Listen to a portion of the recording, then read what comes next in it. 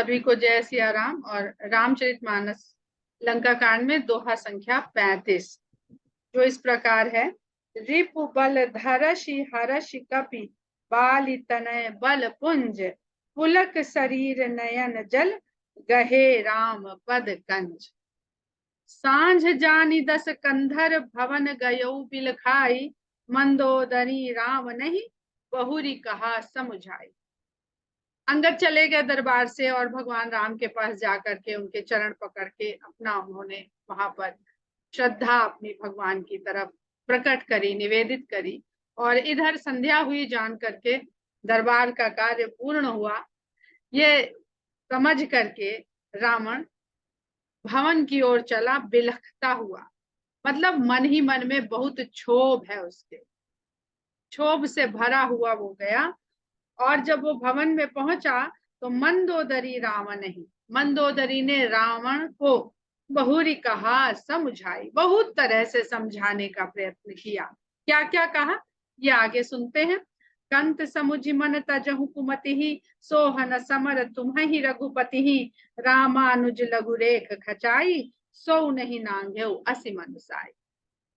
वो भी पूरा रिपोर्ट रख रही है दरबार की। ऐसा नहीं है कि उसको पता नहीं है कि राज्य में और दरबार में चल क्या रहा है।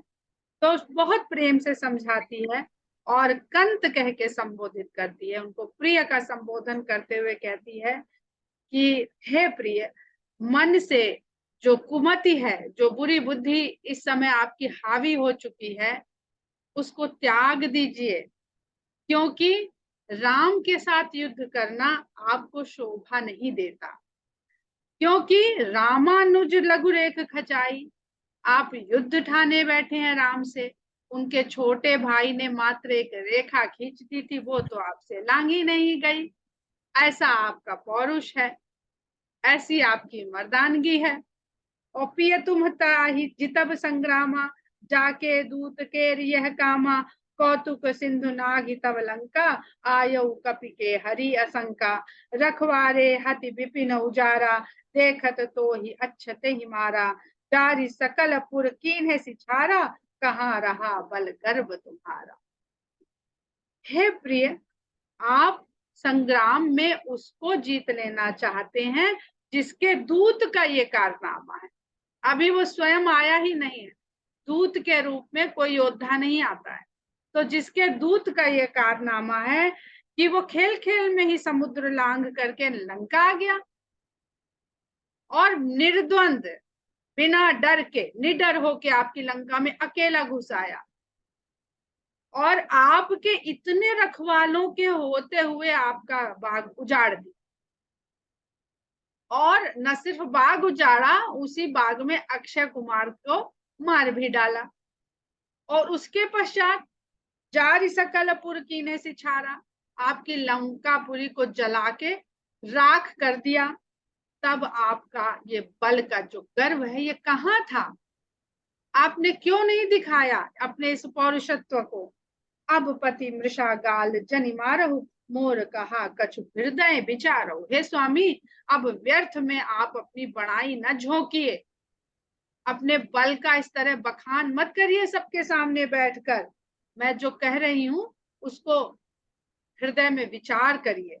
पति रघुपति ही नृपति जनि मानहु अग जगन्नाथ अतुल बल जानहु। पति रघुपति, हे स्वामी, रघुपति को आप केवल नृपति न जाने। तीन प्रकार के पति का प्रयोग किया है। एक पति रावण और एक पति रघुवंश के स्वामी, जिन्होंने रघुवंश की जितनी परंपरा है सबको धारण भी किया है, संभाला भी है, आगे भी बढ़ाया। और एक भूपति, राजाओं के पति, राजा नृपति। वैसे तो नृप को नृपति कहा गया है, पर अगर हम शाब्दिक रूप में देखते हैं तो 3 बार पति पति पति शब्द आता हुआ दिखता है। उनको आप केवल राजा मत मानिए। अग जगन्नाथ, इस उस जग के जो जानने योग्य नहीं है पूरी तरह से, जिसको जाना नहीं जा सकता है, उसके स्वामी हैं वो। उनके अतुलित बल को कैसे जाना, आप जानिए, सोचने का प्रयास कीजिए, समझने का प्रयास कीजिए। बाण प्रताप जान मारीचा, तासु कहा नहीं मान ही नीचा। उनके बाण के प्रताप को मारीच भी समझ गया था, उसने भी आपको समझाया, तब आपने उसका कहना नहीं माना। जनक सभा अगणित भूपाला, रहे तुम्हु बल अतुल विशाला। और राजा जनक की सभा में देखिए, सीरियस सीरीज से बता रही है, पहले मारीच, मारीच के बाद सिद्धाश्रम के बाद राम गए मिथिला। तो पहली खबर कौन लेके आया राम के तरफ से रावण के पास? मारीच। उसके बाद आप स्वयं जनक जी के दरबार में उपस्थित थे जब धनुष यज्ञ हो रहा था। जनक सभा अगणित भूपाला, जनक जी की सभा में अनगिनत राजा मौजूद थे। रहे तुम्हु बल अतुल विशाला, और अपने अतुलित विशाल बल के साथ आप भी वहां मौजूद थे। भंज धनुष जानकी बियाही, तब संग्राम जिते किन ताही। तब उन्होंने धनुष का भंजन करके जानकी को ब्याह लिया, तभी क्यों नहीं युद्ध लड़ करके उनको जीत लिया आपने।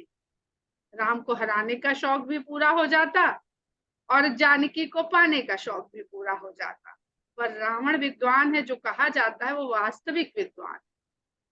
अगर राम की लीला है कि वो मनुष्य के समान दिख रहे हैं, वो भगवान है, तो रावण भी बाहर से अहंकारी दिख रहा है, वो भी लीला कर रहा है भगवान के साथ, पर भीतर से विद्वान है। अगर वहां वो ऐसा करता तो अपने को तो मोक्ष करवा देता, अपने पूरे कुल का उद्धार कैसे करवाता। उसको तो सभी, क्योंकि राजा प्रताप भानु में के समय में जो शाप मिला था, वो कुल परिवार सहित राक्षस होने का शाप मिला था। तो ये तो फिर स्वार्थ हो जाता कि भाई मैं मुक्त हो जाऊं, मैं मोक्ष पा जाऊं, बाकी अपना जाने।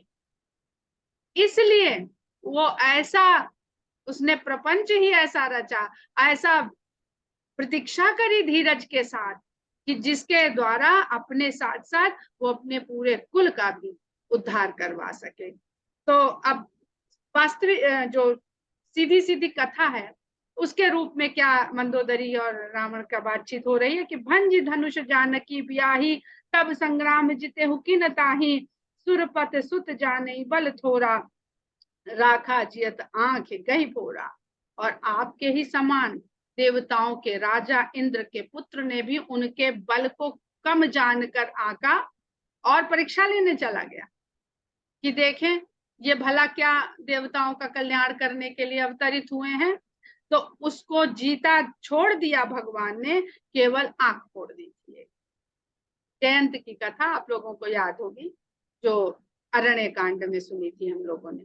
सूप न खा के गति तुम देखी, तदपि हृदय नहीं लाज बिसेकी। आपकी बहन शूर्पणखा, जिसके सामने कोई बोलने की, उसके इच्छा के विरुद्ध जाने की हिम्मत नहीं कर सकता था, आपके बल के डर के कारण उसकी ऐसी उन्होंने गति करी। वो देखकर भी आपको लाज नहीं आई, सीधी चुनौती आपके पास आई। बध विराध खर दूष नहीं लीला, हत्यों कबंध बाली एक सर मार्यो, तही जानहु 10 कंठ। जिसने विराध, खर दूषण और कबंध को सिर्फ लीला करके वध कर दिया सबका। लीला करके मतलब कोई ज्यादा एफर्ट नहीं लगाना पड़ा, खेल खेल में उनका वध कर दिया, बहुत आसानी से वध कर दिया। और बाली को तो एक ही बाण में मार दिया। इनके साथ तो फिर भी युद्ध हुआ, खरदूषण और त्रिशरा के साथ तो युद्ध हुआ, लेकिन बाली को तो एक ही बाण में मार दिया। उनको जानने का प्रयास करिए, तेह जानहु 10 कंध, उनको जानने की कोशिश करिए। जय जलनाथ बंधायउ हेला, उतरे प्रभु दल सहित सुबेला। जिन्होंने समुद्र में पुल बंधवा लिया और अपने दल बल के साथ सुबेल पर्वत पर उतर पड़े। कारुणिक दिन कर कुल केतु, दूत पठायउ तब हित हेतु। और वो सूर्य वंश के करुणा करने वाले ध्वज के समान है। अपने कुल का जो धर्म का ध्वज है, धर्म ध्वज, उसको साधने वाले जो राम है, उन्होंने आपके कल्याण के लिए दूत भेजे हैं। अब ये ध्वज क्या है, धर्म क्या है, कौन सी नीति है धर्म की जो राम ने करी है। धर्म के 4 चरण बताए गए। धर्म के 4 चरण हैं, सत्य, तप, दया और दान। तो अगर आप दयालु नहीं हैं तो भी आप धर्म के मार्ग पे नहीं चल सकते। सत्य, तप, दया और दान, ये 4 चरण धर्म के वेदों ने बताए। तो उसी के कारण दया धर्म का ही एक अंग है। उसका पालन करने के लिए आप पर दया कर रहे हैं कि आपका वध न करना पड़े। वध करने के लिए निर्दयता का पालन करना पड़ता है। दया करके किसी को मारा नहीं जा सकता है ना। तो कह रही है कि कारुणिक दिन कर कुल केतु दूत पठायो तब हित हेतु सभा मांझ जहि बल सभा मांझ जहि तब बल मथा करि बरूथ महु मृगपति जथा अंगद हनुमत अनुचर जाके रन बांकुरे वीर अति बाके। और उसके पश्चात सभा के मध्य में वही जो दूत भेजा उन्होंने आपके ऊपर दया करके आपका कल्याण करने के लिए, उसने आपकी सभा के बीच में, भरी सभा में आपके बल को मत डाला। और इस प्रकार आपकी सभा के बीच में आ खड़ा हुआ, करि बरूथ महु मृगपति जथा, जैसे हाथियों के झुंड में सिंह निडर होकर के चला आता है। अब देखिए हनुमान जी, उनके दूत खाली, मात्र दूत, वो आपकी लंका में अकेले चले आए, कोई नहीं था यहाँ, किष्किंधा में पड़े थे सब जने। अंगद जी आ गए हैं सब लोग समुद्र पार करके, पर आपके नगर में, आपके दुर्ग में, आपके दरबार में अकेला चला आया है। ये उसके दूतों की हिम्मत और साहस है। और आप जाकर के अकेले सूने में सीता को चुरा के लाए। तो आपकी सामर्थ्य तो उनके दूतों के बराबर भी नहीं है। अगर इतना पौरुष था तो सामने से छीन करके हरण करके लाते सीता का। तो क्या कहना चाह रही है, एक अकेले एकमात्र आए, तो लज्जित होने के लिए ये बात बहुत है। तही कहा पिय पुनि पुनि नर कहु मुधा मान ममता मद बहा। उनको हे प्रियतम, आप बार बार उनको मनुष्य कह रहे हैं और व्यर्थ ही झूठी अपने बल के मद में चूर होकर मोह माया ममता में पड़ रहे हैं। आहा कंत कृत राम विरोधा काल विवश मन उपज न बोधा। हे कंत, राम का विरोध करने के कारण जो आपका कारण है वो काल के वशीभूत आप हो चुके हैं। आप काल के कारण इस प्रकार विवश हो गए हैं कि आपके मन में ज्ञान का बोध नहीं हो रहा है। काल दंड गहि काहू न मारा हरई धर्म बल बुद्धि विचारा। काल का दंड किसको नहीं मारता है। जब कहते हैं ना समय सबसे बलवान, पुरुष बली नहीं होता है, समय होत बलवान। तो काल का जब समय काल आ जाता है बलवान होकर के, तो धर्म, बल, बुद्धि, विचार सब कमजोर पड़ जाते हैं उसके आगे। निकट काल जही आवत साई तही भ्रम होई तुम्हारी हिनाई। जिसके निकट जब काल आ जाता है तो उसे इसी प्रकार के भ्रम होने लगते हैं जैसे आपको हो रहे हैं। सत्य नहीं दिखता है, भ्रम ही भ्रम को सत्य माने मनुष्य बैठा रहता है। दुई सुत मरे दहेउपुर अजहू पुर पिय देहु कृपा सिंधु रघुनाथ भज नाथ विमल जसुले। यहाँ एक शब्द कहती है वो, मुधा मान ममता मद बह। किस चीज से ममता हो रही है उसको? इस मटेरियलिस्टिक वर्ल्ड से ममता हो रही। क्यों कि दुई सुत मरे, दो दो पुत्र मर गए, नगर जला दिया गया, और तब भी उसी नगर पर आपको पूरा प्रेम आज भी बना हुआ है। हम लोग मनुष्य का जीवन ऐसा ही तो होता है। सब सत्य जानते हैं कि जो हमारा संसार है, जो पदार्थ के रूप में संसार हमने अपने लिए इकट्ठा किया है, ये भी हमारे पास सदा नहीं रहना है। हमारे जो परिवार है वो भी सदा हमारे पास नहीं रहना है। तो भी मटेरियलिस्टिक वर्ल्ड से ही आदमी सबसे ज्यादा लिपटा रहता है, उसी से जुड़ा रहता है, उससे मोह नहीं छूटता, और सब चीज के लिए शांति आ जाती है। कृपा सिंधु रघुनाथ भजी नाथ विमल जसु ले। इसलिए हे स्वामी, कृपा के सागर रघुनाथ को भजिए और आप भी निर्मल यश को प्राप्त करिए। नारी बचन सुन बिसिख समाना सभा गयो उठ होत बिहाना। रात भर ऐसी जो बातें समझाती रही मंदोदरी उसको बाण के समान लगती रही, पर बोला कुछ नहीं। सुबह होने का इंतजार किया और सुबह होते ही फिर से सभा में चला गया। बैठ जाई सिंहासन फूली, अति अभिमान त्रास सब भूली। जो रात भर मंदोदरी ने काउंसलिंग करी थी, पहले तो उसने जवाब दिए थे, इसके पहले का जो हमें याद करे मंदोदरी रावण संवाद है, अब वो सुना चुपचाप और कहीं कुछ तो असर हुआ होगा। लाख काउंसलिंग कर दीजिए किसी की, वो फिर जब उसी माहौल में जाता है तो सिंहासन पे बैठा और सारा भय चला गया, फिर से अपने अभिमान में मस्त हो गया। बैठ जाई सिंहासन फूली, अति अभिमान त्रास सब भूली। कल क्या हुआ था, इसी सिंहासन पे बैठे हुए अंगद के आने पे सब भूल गए। यहाँ राम अंगद ही बुलावा, आई चरण पंकज सिरुनावा। इधर राम ने अंगद को बुलाया और अंगद ने आकर के उनके चरण कमलों में शीश नवाया। अति आदर समीप बैठारी, बोले बिहस कृपाल खरारी। बड़े आदर के साथ उन्होंने अपने से, प्यार भी नहीं, आदर के साथ। अपने से छोटे को प्यार तो हम सब कर लेते हैं, अपने से छोटे को आदर देना भी आना चाहिए। तो बड़े आदर के साथ राम ने उन्हें अपने पास बैठाया और बोले बिहस कृपाल खरारी। कृपा के स्वरूप राक्षसों के शत्रु, खर के शत्रु हंस कर अंगद से बोलते हैं, बाली तनय कौतुक अति मोही, तात सत्य कहूं पूछूं तो ही। कहते हैं बाली नंदन, मुझे बड़ा कौतुक हो रहा है, सच्ची सच्ची बताना, मैं तुमसे कुछ पूछना चाहता हूँ। रावण जातु धान कुलटी का, भुजबल अतुल जासु जगली का। रावण जो राक्षसों के कुल का शिरोमणि, तिलक के समान, उससे बड़ा राक्षस कुल में कोई राजा नहीं है। और भुजबल अतुल जासु जगली का, जिसकी भुजाओं का बल पूरे संसार में लीक के समान मिसाल है, जिसकी लीक दी जाती है रावण के भुजबल की। तास मुकुट तुम चारि चलाए, कहु तात कौनी विधि पाए। हे तात, उसके 4 मुकुट तुमने किस प्रकार प्राप्त करके हमारे पास तक भेज दिए, चला दिए हमारी तरफ। कहो तो तात, ये किस प्रकार तुमने किया, उसके 4 मुकुट कैसे पा लिए। सुन सर्वज्ञ प्रणत सुखकारी, मुकुट न होई भूप गुण चारि।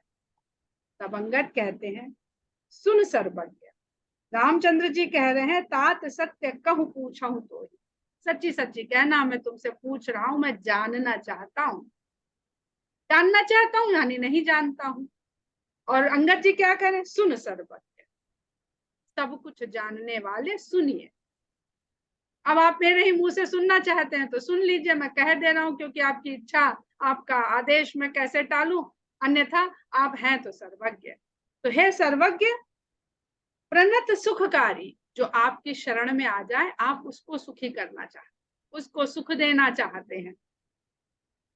मुकुट न होई भूप गुण चारी, वो जो 4 मुकुट आपके पास आए थे, हमने बताया ना कि इतने बड़े बढ़िया बढ़िया प्रतीक मेटाफर तुलसीदास जी इस्तेमाल करते हैं, फिर बता भी देते हैं कि हमारे जैसे लोग जो हैं, इतनी बुद्धि ज्ञान तो है नहीं कि उस मेटाफर को समझ सकें, तो वो सीधे सीधे भी बता देते हैं। तो सर्वज्ञ राम हैं, ये हम लोगों को बताने के लिए राम ये प्रश्न पूछ रहे हैं। और अंगद के द्वारा ऐसे किया है भगवान ने। जब गरुड़ जी को भ्रम हो गया है तो काकभुजुंड से उनके भ्रम को दूर करवाया, उनकी शंकाओं को मिटवाया। और जब हम लोगों के मन में नहीं समझ में आया तो अंगद जी से ही कहलवा दिया उन्होंने। तो कहते हैं, मुकुट नहीं है ये तो राजा के 4 गुण हैं, साम दान अरु दंड विभेदा, नृप उर बसहि नाथ कहवे। हे नाथ, हे स्वामी, वेद ऐसा कहते हैं कि जो राजा के 4 गुण होते हैं, साम, दान, दंड और भेद, जो राजा के हृदय में बसते हैं, अर्थात इन्हीं नीतियों के द्वारा राजा राज धर्म का निर्वहन करता है, राज का संचालन करता है। साम दाम दंड भेद नहीं, साम दान दंड भेद। और धर्म के 4 चरण, सत्य, तप, दान और दया। तो कॉमन क्या है धर्म के चरण में और राजा के धर्म, दान का एक कॉमन है उसमें, जो धर्म के 4 चरण हैं और जो राजा के 4 गुण होने चाहिए। तो अंगद जी कहते हैं ये साम, दान, दंड और भेद हैं जो राजा के हृदय में बसने चाहिए, ऐसा वेद कहता है। नीति धर्म के चरण सुहाए, ये राजनीति के 4 सुंदर धर्म हैं, धर्म के चरण है। अब देखिए धर्म के चरण है, तो धर्म के चरण ये भी हैं जो राज धर्म के चरण, और जो ऊपर हमने बताए धर्म के चरण, वो धर्म के चरण जिसका सबको पालन करना है। और ये जो है ये राज धर्म के चरण है। असजिय जान नाथ पही आए, ऐसा हृदय में विचार करके वो स्वयं आपके पास चले आए। उन्होंने रावण के व्यवहार को देख करके वो जिन नीतियों का, जिन राज धर्म का पालन नहीं कर रहा है, वो स्वयं आपके पास चले आए। तो पहले रावण को किसने त्यागा है? विभीषण ने। विभीषण रूपी विवेक त्याग देता है। जब विवेक चला गया तो राजनीति, राज धर्म की नीति उसके पास कैसे रहे? वो भी क्षीण होती चली जा रही है। धर्महीन प्रभुपद विमुख काल विबस दस शीस, धर्म से हीन होकर, आपके चरणों से विमुख होकर वो जो रावण है वो काल के वश में हो चुका है। ते ही परिहरि गुण आए, सुनो कौशलाधीश। हे कौशलाधीश, इसलिए उसको ऐसा जानकर मानकर ये चारों राज धर्म के गुण उसको त्याग करके आपके पास स्वयं चले आए। परम चतुरता श्रवण सुन बिहन से, राम उदार समाचार पुनि सब कहे, गढ़ के बाल कुमार। अंगद का इस प्रकार चतुरता से भरा हुआ, बुद्धिमत्ता से भरा हुआ उत्तर सुन करके उदार हृदय वाले राम हंसते, और इसके बाद बात पलट। जब किसी की प्रशंसा होती है तो जो सज्जन व्यक्ति होते हैं बात को पलटते, कि उनकी प्रशंसा करिए तो वो भीतर से एम्बेरस होने लगे, तो दूसरी तरफ बात का रुख मोड़ देते हैं। तो भगवान राम दूसरी तरफ बात का रुख मोड़ देते हैं और समाचार पुनि सब कहे। तब उन्होंने अंगद से दुर्ग के बारे में जानकारी देनी चाहिए, तब अंगद ने वो सब उनको बताया।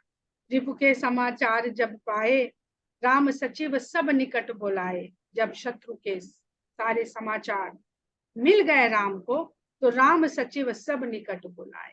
राम ने अपने सभी सचिवों को अपने पास बुलाया। लंका बाके 4 द्वारा, कहीं विधि लागी करो विचारा। फिर 4 का बहुत चक्कर है पूरे मानस में। अगर 4 की संख्या पे गौर फरमाएंगे आप लोग, तो सबसे अधिक जो संख्या रामायण में आई है वो है 4। 4 युग, 4 वेद, 4 आश्रम, 4 रामचरितमानस के घाट, 4 श्रोता, 4 वक्ता, 4 भाई, 4 उनकी पत्नियां, धर्म के 4 चरण, 4 युग, ब्रह्मा जी के 4 मुख। ढूंढते जाइए, ये रिसर्च का विषय है। सांख्य योग भी मानस के भीतर निहित है। जिसके अंदर इतनी बुद्धि हो वो उसको ढूंढ के वो सांख्य योग भी इसमें पा सकता है। गीता में एक अध्याय है जिसमें पूरा सांख्य योग का ही वर्णन है। उसको पढ़िए और फिर मानस को पढ़िए तो सांख्य योग भी समझ में आने लगेगा। रिपु के समाचार जब पाए, राम सचिव सब निकट बुलाए। लंका बांके 4 द्वारा, लंका में 4 बांके द्वार हैं। कई विधि लागी करहु विचारा, और कहते हैं विचार करिए कि किस प्रकार वहां पर सेना को नियुक्त किया जाए, कैसे घेराव डाला जाए उन 4 द्वार में। अब वो 4 द्वार हमारे क्या हैं? जब इस प्रकार के 4 धर्म, हमारा धर्म के 4 चरण छोड़ दें, त्याग दें, तो फिर रक्षा करने के लिए कौन आ रहा है? बिना धर्म के अगर व्यक्ति हो जाता है, उसके ऊपर किस प्रकार से विपत्तियों का आक्रमण होता है। ये भी समझने की आवश्यकता है। और ये कौन आके वहां पर आक्रमण के लिए घेरा डाल रहे हैं? वानर है। हमने पहले भी बताया था कि ये वानर को खाली वानर न समझिए, उत्तरकांड में इसका उत्तर मिलेगा कि ये वानर हैं कौन। तब कपीस ऋक्षेस विभीषण सुमिर हृदय दिनकर कुलभूषण। तब कपिराज सुग्रीव, ऋक्षराज जामवंत और विभीषण सुमिर हृदय दिनकर कुलभूषण। दिनकर के भूषण राम को हृदय में स्मरण करके कर विचार तिन मंत्र दृढ़ावा, चार अनिक कटक बनावा।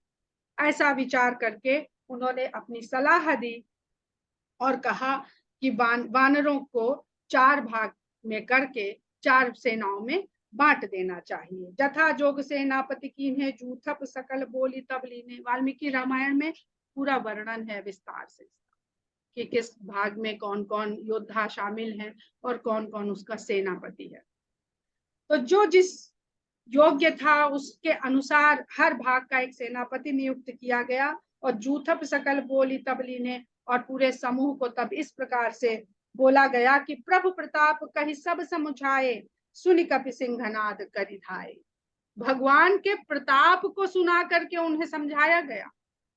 वानरों का इतना न साहस था, न बल था, न हिम्मत थी कि वो लंका पर चढ़ाई कर देते, लेकिन प्रभु प्रताप कही सब समझाए। भगवान के प्रताप को समझा के उनको लंका पे धावा बोलने के लिए तैयार कर दिया गया।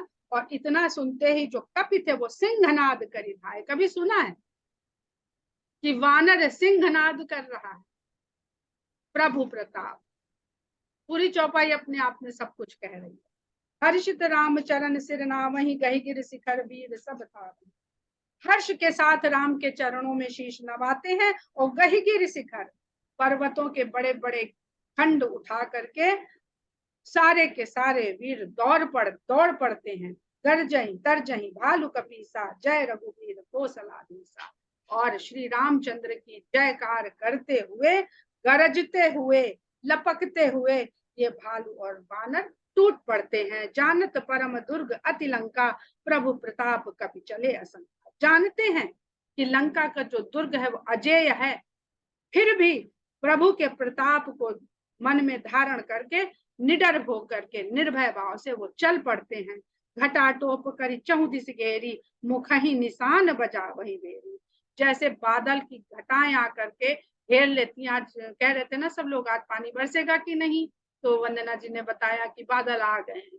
तो अगर अभी बादल खूब तेज बादल आ जाए तो इस सूरज की रोशनी और जो भी दिख रहा है वो सब दिखना बंद हो जाएगा। इस तरह से इतना वानरों ने जाकर के लंका को घेर दिया, जैसे लगा कि घटाटोप बादलों ने अंधकार कर दिया है, इतना वहां पे वानरों ने घेर लिया।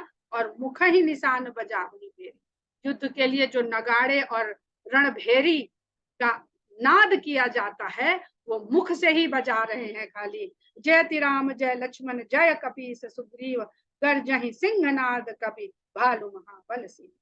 राम की जय, लक्ष्मण की जय और अपने वानर राज सुग्रीव की जयकार करते हुए, सिंह के समान गरजते हुए भालू और वानर महाबल के, जो इस समय महाबलशाली हो रहे हैं, वो गरजते हुए बादल की तरह गरज रहे हैं, सिंह की तरह गरज रहे हैं, वो वहां पर टूट पड़ते हैं। लंका भयों कोलाहल भारी, सुना दशानन अति हंकारी। लंका में कोलाहल मच गया। अरे एक बानर आया था पहले, वो ये कर गया, फिर दूसरा आया था वो ये कर गया, अब तो ये असंख्य बानर हो गए, चारों तरफ बानर ही बानर हैं। सुना दशानन अति हंकारी। घमंडी रावण ने जब ये सुना तो देखऊं बनरन के ढिठाई, बिहसी निशाचर सेन बुलाई। उसने देखा अच्छा चारों तरफ वानर ही वानर छा गए हैं, और कहता है हंस करके अपने राक्षस सेना को बुला करके कि जरा वानरों की ढिठाई तो देखिए। आए किस काल के प्रेरे, क्षुधावंत सब निशिचर में। ये सब काल के वशीभूत होकर के इधर आ गए हैं, क्योंकि मेरे राक्षस बड़े भूखे हैं। अस कही अट्टहास सठकीना, गृह बैठे आहार विधि दीना। ऐसा करके अट्टहास करके हंसता है और कहता है कि विधाता ने घर ही बैठे बैठे हमारे राक्षसों को भोजन दे दिया। किन विधाता की बात कर रहा है? जिन विधाता के लिए स्वयं कह चुका है कि ये जो लिखे हैं सब गलत सलत लिखती हैं, हमने अपने कपाल पर विधाता के लिखे अंक पढ़े हैं, इसमें लिखा है उन्हों के कि नर के हाथों मेरा वध होगा, सब गलत सलत लिखे। और यहाँ कह रहा है कि गृह बैठे आहार विधि दीना, तो वो उसको सब उल्टा दिखाई दे रहा।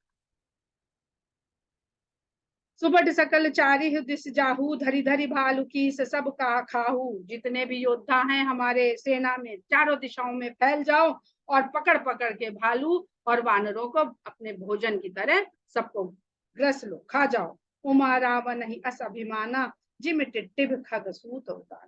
शंकर भगवान कह रहे हैं पार्वती जी से कि हे उमा, रावण का अभिमान उस प्रकार ही है जैसे टिटहरी जब सोती है तो पैर ऊपर कर लेती है, उसे लगता है कि वो पैर ऊपर करके सोएगी तो ये आसमान टिका रहेगा, इस दुनिया पे गिरेगा नहीं। ये कर्ता भाव है जीव का। एक जब टिटहरी ऐसे कर्ता भाव में ग्रसित हो सकती है, तो मनुष्य के पास तो बहुत सामर्थ्य है, उसका अहंकार उसे कहाँ तक ले जाएगा, ये समझने वाली बात है। जिम टिट्टिभ खग सूत उताना, चले निशाचर आय सुमांगी, गही कर भिंडी पाल बर सांगी। तोमर मुदगर परसु प्रचंडा, सूल कृपान परिग गिरिखंडा। जिम अरुणोपल निकर निहारी, धावहि सठ खग मास आहारी। चोच भंग दुख तिन्हि न सूझा, तिमि धाये मनुजाद अबूझा। नाना युध सर चाप धर, जातु थान बलबीर। कोट कंगूरन ही चढ़ गए, कोटि कोटि रण की। ये 4-6 चौपाइयां हम लोग कल समझेंगे। आज यहीं पर विराम देते हैं। जय सिया राम।